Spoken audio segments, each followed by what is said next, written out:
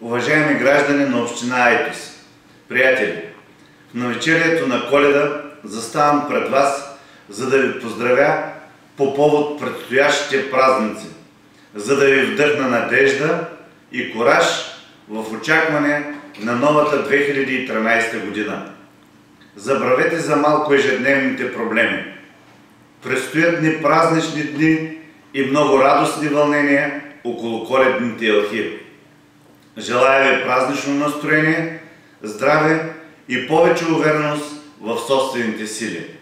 Защото успехите на община Айтос зависят от вашата инициативност и вашата предприемчивост.